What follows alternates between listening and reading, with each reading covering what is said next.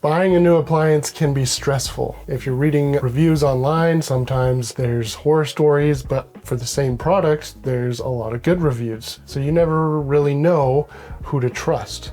Well, in today's video, we're gonna go over everything you need to know before you buy the Electrolux Laundry Tower. Now, specifically in this video, I'm gonna talk about the different models of the Electrolux Laundry Tower you can get, the differences between the 300 series and the 600 series, and we'll be going over some of the features that the 600 series has and if they're worth the extra money. So before we get into this video, I bought this washer personally and I was debating between the LG and the Electrolux. So this video is not sponsored. It's just my raw thoughts and experience with this machine. Now, the main appeal with these laundry towers is that they are essentially a stacked washer and dryer unit, but instead of traditional ways of stacking a front load machine where the controls are up top and hard to reach, these are all one unit and have all the controls in a central location, making it easy to reach and just making it overall a very user-friendly experience. Behind me is the 600 series Electrolux Laundry Tower, and the main difference between 600 and 300 are two features. Now, before we get into the main differences between the two different model numbers, generally you'll find the 300 series around the $17.99 price point, and the 600 series you'll generally find around $21.99. Comparing that to other units out there, the LG, for example, has a similar price range. The low end you'll find $17.99 up to about $2,100. So the 600 series is $100 to $200 more expensive than the LG. Now let's get into the main differences between the 600 and the 300. The first being one of the features Electrolux has patented and is known for, which is their Smart Boost technology. The 600 series has Smart Boost, the 300 does not. The second thing is optic whites. The 600 series does have optic whites, which we'll be testing, and the 300 does not. Additionally, as a bonus, the 600 series dryer has the ability to use steam. And finally, there are some color differences between the two options. The 600 series comes in titanium or white, while the 300 series comes in what they're calling denim blue and white. And with both models, you get the options of gas or electric. The other tiny minor difference between the two is the capacity, where the 600 is a 4.5 on the washer and the 300 is a 4.4. So it's not a huge difference. Now, one thing that a lot of people will be curious about is the Wi-Fi connectivity. This machine does not have Wi-Fi connectivity, and depending on who you are, that's either a really good thing or a deal breaker. So let me know in the comments what you think about no Wi-Fi connectivity. That's on the 300 and the 600 series. As far as noise goes, this is a little bit loud in my opinion. I think it's the pump that's making this loud noise. Anyways, the dryer is super quiet, but in my opinion, the washer is a bit loud. Not a huge deal for us. We can just shut this door. I wouldn't say it's the loudest machine on the market, but it's definitely not the quietest either.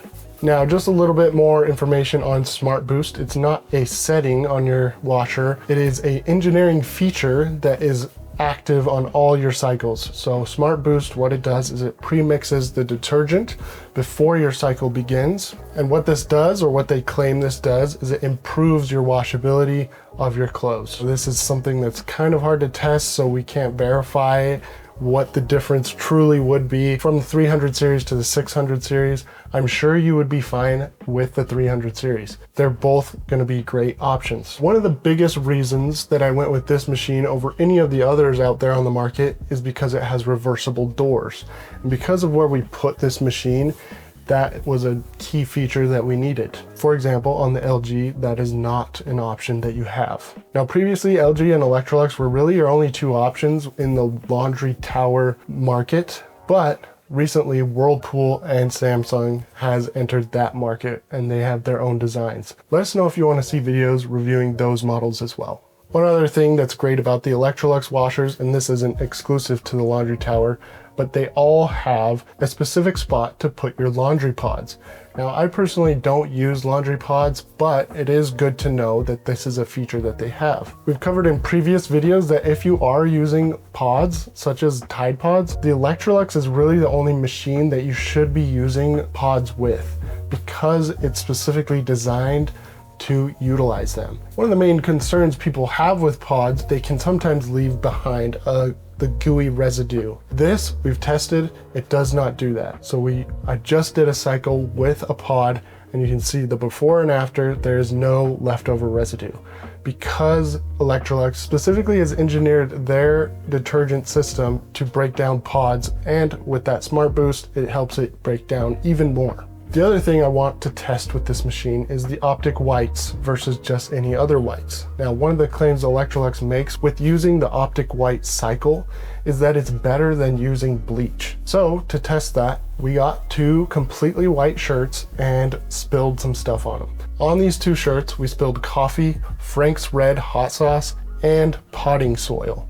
And we're gonna see what the difference is between just using a regular wash cycle and using the Optic whites. Now, full transparency, I didn't want to just wash one shirt by itself. So to go in with it, I used one of our white sheets that we use for paint projects and other things. So it's very dirty. And just to keep things balanced, we're gonna wash it first with the Optic whites, then with a regular cycle, and we'll see what shirt washed better. Here are the results for those whites.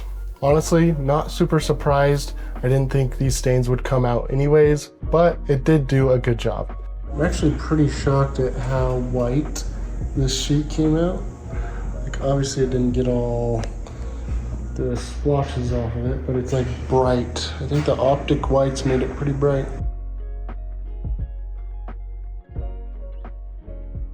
You can hear right now the dryer's running. I don't know how distracting it is, me being right next to it, but that's how it sounds. For the pod cycle, we use the active wear, and the active wear estimated 47 minutes to wash. And the actual time took about 5 minutes longer. Dry cycle estimated 32 minutes, and the actual time was 32 minutes. And finally, we're gonna test the 15-minute wash and the 15-minute dry. Now, we did this with a medium-sized load. Estimated time, obviously, is 15 minutes, and here's the actual time it took to wash. And to dry, this is the estimated 15-minute time and the actual time. And did it dry? No. There was still a little bit damp. We ended up having to put it in for a little bit longer. Overall, we've been super happy with this machine. Again, one of the biggest benefits of having a stacked unit is it saves space in your laundry room. So we were able to convert this room and have some storage for shoes, basically convert it so it can be used as a mudroom as well. And so we love this machine, but let us know what you think in the comments. Would you get this or would you get the LG, and why?